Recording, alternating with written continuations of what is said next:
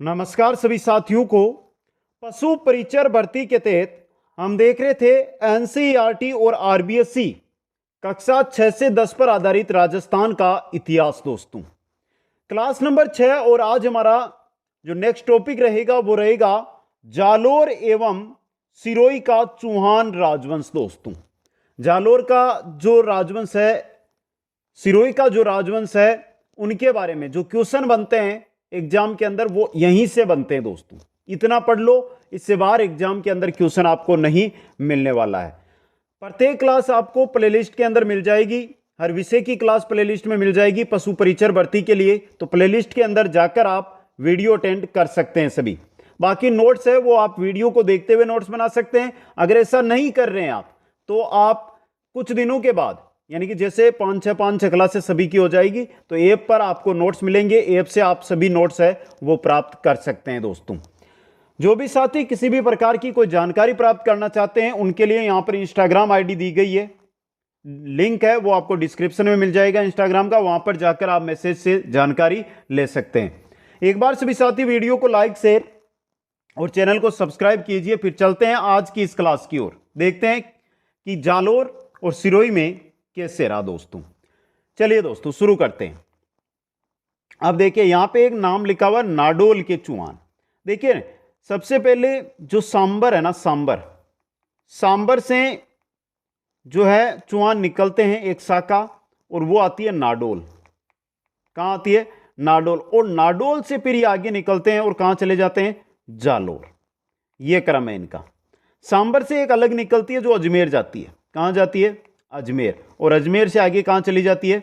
रणथंबोर। कहां पर? रणथंबोर। तो यहां पर सांबर, अजमेर और रणथंबोर, इनके बारे में हमने लास्ट क्लास में अध्ययन कर लिया दोस्तों, इन चौहानों के बारे में। आज हम करेंगे नाडोल, जालोर और साथ में सिरोही के चौहान, इनके बारे में चर्चा करने वाले हैं दोस्तों। इसी प्रकार नोट्सों के द्वारा अध्ययन करेंगे। नाडोल के चौहान। नाडोल में चौहान वंश के संस्थापक थे लक्ष्मण चौहान। 960 ईस्वी। कब स्थापना की थी? 960 ईस्वी के अंदर दोस्तों। अब देखिए जो लक्ष्मण चौहान है, ये पुत्र थे, सांबर के शासक थे वाकपति राज। वाकपति राज सांबर के शासक बने थे। जो जिन साथियों ने सांबर का चौहान वंश पढ़ा है, उन्होंने नाम भी पढ़ा होगा कि वहां पर मैंने बता दिया था कि वाकपति राज के पुत्र होते हैं लक्ष्मण चौहान, जो कहां चले जाते हैं? नाडोल चले जाते हैं। समझ गए यहां से? तो नाडोल के चौहान वंश के संस्थापक लक्ष्मण चौहान है। 960 ईस्वी में यहां पर चौहान वंश की स्थापना करते हैं। बस इतना ही आपको पढ़ना है। यहां पे जो साथी नोट्स बना रहे हैं उनको बता देता हूं, स्क्रीनशॉट लेकर आप अपने नोट्स है वो तैयार कर सकते हैं। अब नाडोल में बस इतना ही है दोस्तों। नाडोल के बाद ये चौहान चले जाते हैं जालोर। जालोर का चौहान वंश। अब जालोर के बारे में कंप्लीट अध्ययन करेंगे, फिर हम आगे अध्ययन करेंगे। जालोर का प्राचीन नाम मिलता है जाबालीपुर। क्या मिलता है? जाबालीपुर। जालोर के चौहान सोनगरा चौहान। जालोर के चौहान क्या कहलाते हैं? सोनगरा चौहान कहलाते हैं दोस्तों। और जालोर के चौहानों का संस्थापक कौन है? कीर्तिपाल। कौन है जालोर में चौहान वंश का संस्थापक? कीर्तिपाल दोस्तों। ये कीर्तिपाल कहां से आया था? नाडोल से आया था दोस्तों। और नाडोल चौहान कहां से आए थे? सांबर से। कहां से आए थे? सांबर से नाडोल, और नाडोल से कहां आ गए? कीर्तिपाल जालोर आ गए दोस्तों। समझ गए? अब शुरू होती है हमारे शासकों का क्रम। सबसे पहले जो नाम दिखाई दे रहा आपको, किसका दिखाई दे रहा? कीर्तिपाल का। तो ये रहे हमारे कीर्तिपाल। कीर्तिपाल का जो शासन रहा 1181 से 1182। जालोर के चौहानों का संस्थापक, क्वेश्चन बन सकता है, जालोर के चौहानों का संस्थापक है कीर्तिपाल दोस्तों। कहां से आए थे? नाडोल से आए थे दोस्तों। उपाधि क्या है इनकी? कित्तू एक महान राजा। कित्तू यानी कीर्तिपाल एक महान राजा। किसने दी? मुहनोत नैणसी ने। राजेश्वर की जो उपाधि मिलती है वो मिलती है सुंदा अभिलेख में। अभिलेख नहीं है, यह अभिलेख है। सुंदा अभिलेख के अंदर कीर्तिपाल की उपाधि राजेश्वर मिलती है। मुहनोत नैणसी ने कित्तू एक महान राजा की उपाधि दी दोस्तों। मेवाड़ के शासक सामंत सिंह को इन्होंने पराजित किया था। मेवाड़ के शासक सामंत सिंह को पराजित किसने किया है? कीर्तिपाल ने। किसने किया है? कीर्तिपाल ने। तो यहां से देखिए स्क्रीनशॉट लेने वाले ले लीजिए। इंपॉर्टेंट पहला है कि जालोर के चौहान वंश का संस्थापक कौन है। दूसरी बात कि जालोर के चौहान कहां से आए, तो नाडोल से आए, इंपॉर्टेंट है। और क्वेश्चन जो अभी तक आए हुए हैं सर्वाधिक यहां से, वो आए हुए हैं उपाधियों को लेकर, तो ये उपाधियां भी आपको याद कर लेनी है दोस्तों, समझ गए। अब चलिए अगले की ओर। अगले शासक कीर्तिपाल के बाद बनते हैं समर सिंह। समर सिंह 1182 से 1205, पुत्री लीला देवी का चालुक्य शासक भीमदेव द्वितीय के साथ विवाह। समर सिंह की पुत्री लीला देवी का चालुक्य शासक भीमदेव द्वितीय के साथ क्या किया, इन्होंने विवाह किया। बस इतनी जानकारी है। इनके बाद अगले शासक बनते हैं उदय सिंह 1205 से 1257 तक दोस्तों। जालोर राज्य का इन्होंने विस्तार किया। 1228 में इल्तुतमिश को पराजित किया। 1254 में नासिरुद्दीन महमूद को पराजित किया। ये दो इंपॉर्टेंट फैक्ट है। क्वेश्चन अभी तक यहां से नहीं आया है उदय सिंह से, लेकिन अगर क्वेश्चन बनता है, क्योंकि उदय सिंह कक्षा 9 के सिलेबस में दिया गया है, शायद 9 या 8 की सिलेबस में कहीं पे नाम मिलता है, तो यहां पे जानकारी हमें जरूरी है दोस्तों। समर सिंह, उदय सिंह आपके सामने अभी तक यहां से कोई बड़ा क्वेश्चन किसी एग्जाम में देखने को नहीं मिला, लेकिन आपको पढ़ना जरूर है, क्योंकि वो चीज जो हम नहीं पढ़ते हैं ना, वो एग्जाम में बहुत बार पूछ ली जाती है दोस्तों। आगे चलिए दोस्तों, अगले शासक की ओर चलते हैं हम। नेक्स्ट शासक आते हैं चाचिंग देव। देखिए चाचिंग देव के बारे में, 1257 से 1282 तक, उपाधि है महाराजा धीराज। एक क्वेश्चन तो हो गया तैयार, महाराजा धीराज। समकालीन नासिरुद्दीन महमूद व बलबन के ये समकालीन थे। इन्होंने चाचिंग देव पर आक्रमण करने का साहस नहीं किया। किसने? नासिरुद्दीन। नासिरुद्दीन महमूद है, उन्होंने चाचिंग देव पर आक्रमण करने का साहस ही नहीं किया, हिम्मत ही नहीं थी कि हम चाचिंग देव पर आक्रमण करते। बड़ी चीज है दोस्तों, समझ गए। चाचिंग देव के बाद 1282 में अगले शासक बनते हैं सामन सिंह, 1282 से 1305 तक। 1291 में जलालुद्दीन खिलजी का आक्रमण, लेकिन क्या रहा? असफल रहा। सारंगदेव बाघेला की सहायता से रोका गया। जलालुद्दीन खिलजी का आक्रमण हुआ था, लेकिन सामन सिंह है, उनकी सहायता किसने की थी? सारंगदेव बाघेला ने। और जो आक्रमण है जलालुद्दीन को, उसको असफल इन्होंने कर दिया था दोस्तों। तो देखिए, जो जालोर हम पढ़ रहे हैं, यहां पे आक्रमण हो गया है जलालुद्दीन खिलजी का। जलालुद्दीन अलाउद्दीन खिलजी, ये मुख्य पढ़ने को मिलेंगे आपको, इतिहास यहीं पर मिलेगा आपको, क्योंकि यहां पर साक्य होते हैं और साकू से रिलेटेड क्वेश्चन बनते हैं। तो 1291 में जलालुद्दीन खिलजी ने जालोर पर सबसे पहले आक्रमण कर दिया। शासक उस समय कौन थे? सामन सिंह। क्वेश्चन ही क्वेश्चन बन रहे। शासक कौन थे? जलालुद्दीन ने कब आक्रमण किया? जब जालोर पर आक्रमण हुआ, उस समय जालोर के शासक थे, तो उसमें पराजित कौन हुआ? क्वेश्चन मिल सकते हैं। जालोर के शासक की सहायता किसने की जब जलालुद्दीन ने 1291 में आक्रमण किया? तो क्वेश्चन ही क्वेश्चन है, ये तैयार करने का मौका, जबकि यहां से सीधा पढ़ोगे तो कोई क्वेश्चन ही नजर नहीं आ रहा है। ये हम पे समझने पर है दोस्तों। तो चाचिंग देव, सामन सिंह। आगे चलिए, स्क्रीनशॉट ले लीजिए एक बार। सामन सिंह कंप्लीट याद करना है, अच्छी तरह याद होना चाहिए आपको। आगे देखिए, इसके बाद अगले शासक आते हैं कानड़ देव। Very important. देखिए, मैं कहानी अगर सुनाने बैठ गया तो लंबी क्लास हो जाएगी, मैं कहानी नहीं सुनाऊंगा यहां पे, और कहानी सुनाने का मेरा काम भी नहीं है। मेरा काम वो है कि जो आपके काम की चीज है वो आपको बताना, क्योंकि कहानी इनकी बहुत लंबी है, लगभग 10 से 15 मिनट कहानी में बीत जाएंगे। कानड़ देव 1305 से 1311, सामन सिंह का पुत्र है। जालोर का सबसे शक्तिशाली शासक माना जाता है कानड़ देव चौहान को। जानकारी कहां से मिलती है?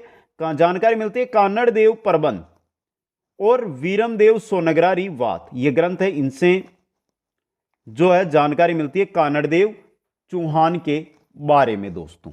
ये बेसिक जानकारी हो गई दोस्तों। इतना ही याद रखो, कानड़ देव 1305 में 1311 तक शासक बना, सबसे शक्तिशाली शासक है दोस्तों। स्क्रीनशॉट ले लो, फिर आगे चलते हैं और पढ़ते हैं कानड़ देव और अलाउद्दीन के मध्य जो संघर्ष होता है, साका होता है, उसके बारे में। अब देखिए, यहां से आपके फैक्ट बनेंगे। पहला चीज यहां देखिए, कानड़ देव सोनगरा या कानड़ देव चौहान एक ही बात है, और अलाउद्दीन खिलजी के मध्य संघर्ष का कारण क्या बना? अलाउद्दीन, एके का मतलब अलाउद्दीन, एके की साम्राज्यवादी नीति, एके की सेना को रास्ता ना देना, गुजरात जा रही थी सेना, उसको रोक रास्ता नहीं दिया था। एके की पुत्री थी फिरोजा। फिरोजा का वीरमदेव से प्रेम प्रसंग था, लेकिन वीरमदेव कहां था? वीरमदेव दिल्ली ही था, लेकिन वो उसके प्यार को ठुकराकर वापस आ गया था और एके चाहता था कि उससे विवाह हो। इसी को लेकर यह क्या हो जाता है? संघर्ष उत्पन्न हो जाता है इनके मध्य। तो ये तीन मुख्य कारण बनते हैं इनके संघर्ष के दोस्तों, समझ गए। अब देखिए आगे, एक बार स्क्रीनशॉट नहीं लिया तो ले लेना आराम से, यहां पे थोड़ा सा ध्यान से। 1305 में अलाउद्दीन खिलजी ने ऐन उल मुल्क मुल्तानी को जालोर भेजा, विवाद खत्म, और कानड़ देव का पुत्र वीरमदेव, एके की पुत्री, एके के मध्य संधि हुई, पुत्री थी फिरोजा के मध्य प्रेम प्रसंग, समझ गए। 1305 में अलाउद्दीन खिलजी ने ऐन उल्क मुल्क मुल्तानी को जालोर भेजा था। यह क्वेश्चन आया हुआ है कि कानड़ देव और अलाउद्दीन के मध्य संधि हो, इसको लेकर अलाउद्दीन ने किसे जालोर भेजा था? ऐन अन उल मुल्क मुल्तानी को दोस्तों। कानड़ देव का पुत्र वीरमदेव और एके की पुत्री फिरोजा, फिरोजा के मध्य चलता है प्रेम प्रसंग। वीरमदेव छोड़कर आ जाते हैं 1305 में, तो ये जाते हैं वहां पर वीरमदेव। कहां पर? 1305 में तो ये दिल्ली जाते हैं, लेकिन फिर क्या होता है वहां पर प्रेम प्रसंग की बात आती है तो ये वहां से छोड़कर कहां आ जाते हैं? वापस आ जाते हैं, समझ गए।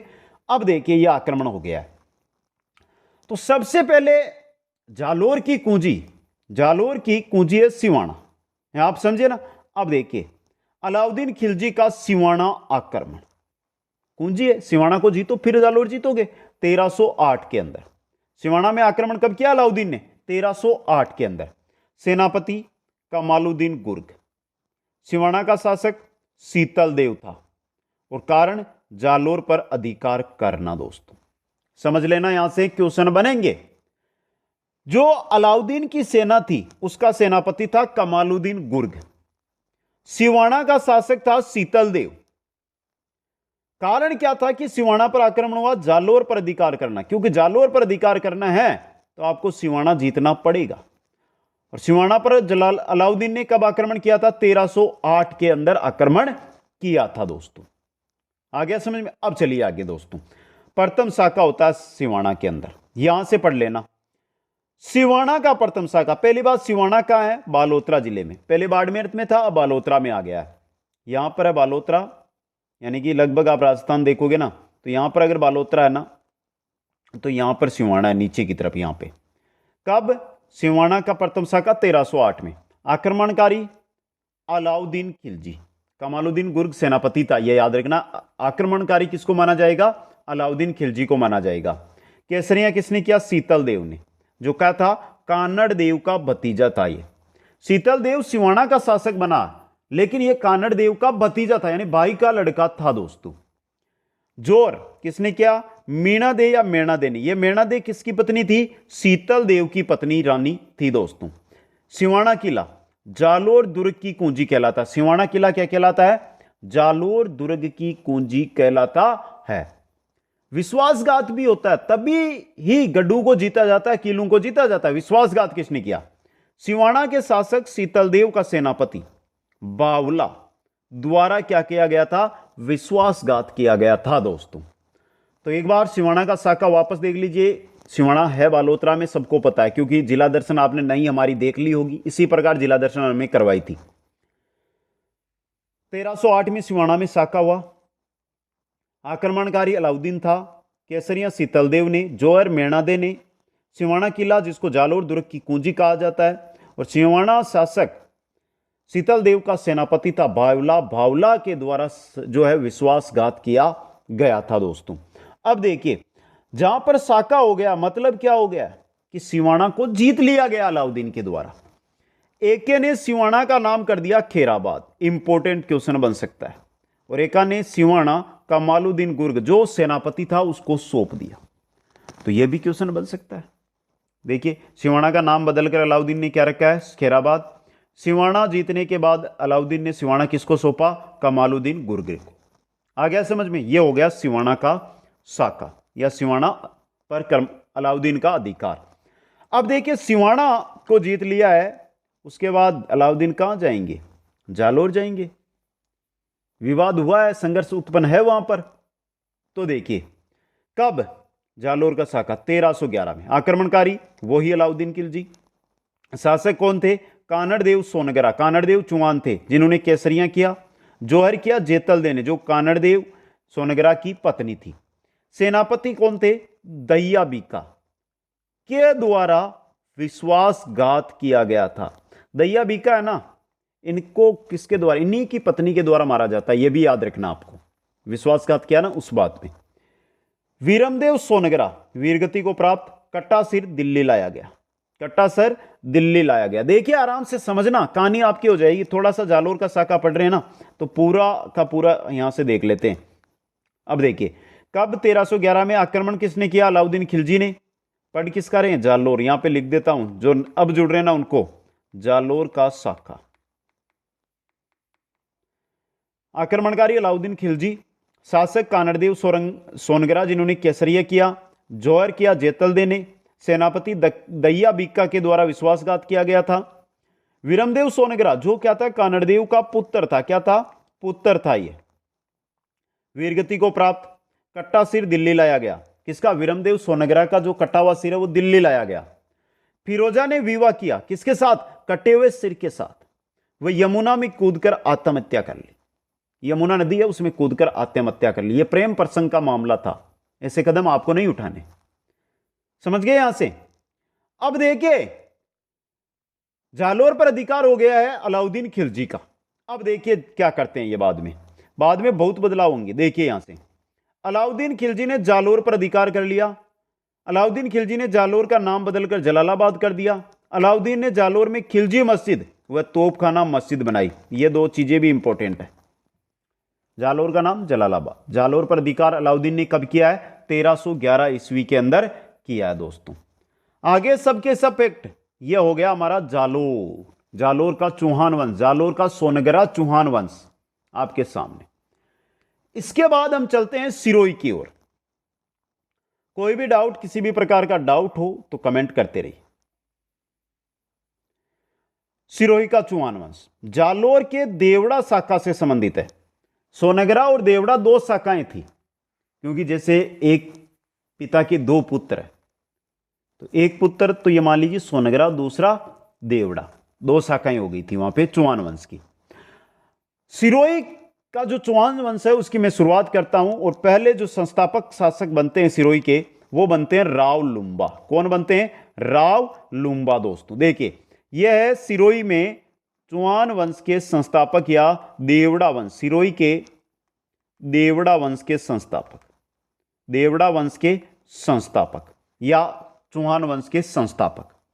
लुम्बा ने 1311 ईस्वी में परमारु से आबू व चंद्रावती छीनकर अपनी स्वतंत्र सत्ता स्थापित की थी। लुम्बा ने क्या किया था? राव लुम्बा ने 1311 में परमार थे उनसे तो आबू छीना और चंद्रावती छीनी और स्वतंत्र सत्ता स्थापित कर दी। 1320 में अचलेश्वर मंदिर का जीर्णोद्वार करवाया और 1321 में क्या हो जाती है? इनकी मृत्यु हो जाती है। किनकी? राव लुम्बा की। तो यहां से एक क्वेश्चन आप याद रखो, वो रखो कि सिरोही की जब हम बात करते हैं तो सिरोही में देवड़ा या चौहान वंश के संस्थापक कौन है? राव लुम्बा है। राव लुम्बा है दोस्तों, इतना याद रखो, फैक्ट है ये। आगे चलिए दोस्तों, इसके बाद तेज सिंह, कानड़देव, सामन सिंह, सलका और रायमल थे। इन शासकों की राजधानी कभी चंद्रावती कभी अचलगढ़ रही। रायमल के पुत्र शिवबान ने सरणापाड़ू पर एक दुर्ग की स्थापना की और 1405 ईस्वी में शिवपुरी नामक नगर बसाया। तो यहां से कोई बड़ा फैक्ट नहीं बन रहा है, लेकिन आपकी जानकारी के लिए मैंने लिख दिया है। शिवपुरी नामक नगर किसने बसाया? शिवबान ने। रायमल के पुत्र थे शिवबान, उन्होंने दोस्तों। अब देखिए शिवबान है ना, इनके पुत्र आएंगे आपके सहसमल। इनके पुत्र है ये सहसमल, समझ गए? चलिए दोस्तों, सहसमल शिवबान के उत्तराधिकारी किसके हैं? शिवबान के ये उत्तराधिकारी है। 1425 ईस्वी में सिरोही बसाकर उसे अपनी राजधानी बनाया। अब आया सिरोही में। देवड़ा वंश की स्थापना तो राव लुम्बा ने की है, स्वतंत्र स्थापना। सिरोही की स्थापना किसने की है? सहसमल ने की है। सिरोही नगरी बसाया। राणा कुंभा ने सहसमल को परास्त किया। उपलक्ष्य में अचलगढ़ दुर्ग का निर्माण करवाया। किसने? राणा कुंभा ने सहसमल को हरा दिया और अचलगढ़ दुर्ग है वो बना दिया। यह है शासक सहसमल जो आपके सामने। सहसमल का उत्तराधिकारी बनता है, वो बनता है लाखा। कौन बनता है? लाखा। दोस्तों देखिए, सहसमल का उत्तराधिकारी। मेवाड़ के शासक उदा के शासनकाल में आबू पर पुनर्अधिकार कर लिया लाखा ने। उसने पावागढ़ से कालिका की मूर्ति लाकर सिरोही में कालिका माता का मंदिर बनाया। लाखनाव तालाब का निर्माण सिरोही में करवाया। लाखनाव तालाब का आबू पर अधिकार भी इन्होंने कर लिया। दोस्तों ये थे लाखा। तो पुनर्अधिकार किसने किया है? लाखा ने किया। सहसमल ने सिरोही को बसाया था, याद रखना है। स्क्रीनशॉट ले लीजिए। देखिए, जैसे ही आपके सामने स्क्रीन पे नए जो नोट्स आते हैं उनके स्क्रीनशॉट आप लेते जाइए। मैं हर बार बोलूंगा तो लंबा, हर बार बोलूंगा तो आपको यह लगेगा कि बोरिंग हो रहे हैं हम। लाखा के बाद आगे चलते हैं तो लाखा के उत्तराधिकारी आते हैं जगमाल। उत्तराधिकारी लाखा का उत्तराधिकारी महत्वाकांक्षी शासक। 1474 में बहलोल लोधी के मेवाड़ आक्रमण के समय उसने महाराणा रायमल का साथ दिया। किसने? जगमाल ने। इसने जालोर के मलिक मजिद खां को परास्त कर उससे कर वसूला था, क्योंकि जालोर में 1311 के बाद वहां पे जो है चौहान वंश खत्म हो गया था, तो उसके बाद वहां पे जो है मुस्लिम सत्ता थी। इस वजह से जालोर के मलिक मजीद खां है उसको परास्त किया, उससे कर वसूला था जगमाल ने। कुंवर पृथ्वीराज सिसोदिया मेवाड़ को दवाई के बाने जेर किसने दिया था? जगमाल ने ही दिया था। कुंवर पृथ्वीराज सिसोदिया। जब हम सिसोदिया पढ़ेंगे ना मेवाड़ का, तो वहां पर आएगा ये चीज, याद रखना। आज बोल रहा हूं, उस समय मैं वापस पूछ लूंगा ये चीज, जगमाल कहां का शासक था, आपको पता ही नहीं रहेगा। हिस्ट्री पढ़ना है तो दिमाग लगाना है। जगमाल 1483 से 1523 तक इन्होंने शासन किया था। स्क्रीनशॉट ले लीजिए एक बार। जगमाल के बाद आगे शासक बनते हैं अखेराज देवड़ा। 1527 में खानवा के युद्ध में राणा सांगा का साथ दिया। खानवा युद्ध में राणा सांगा के साथ थे अखेराज देवड़ा, जो कहां के शासक थे?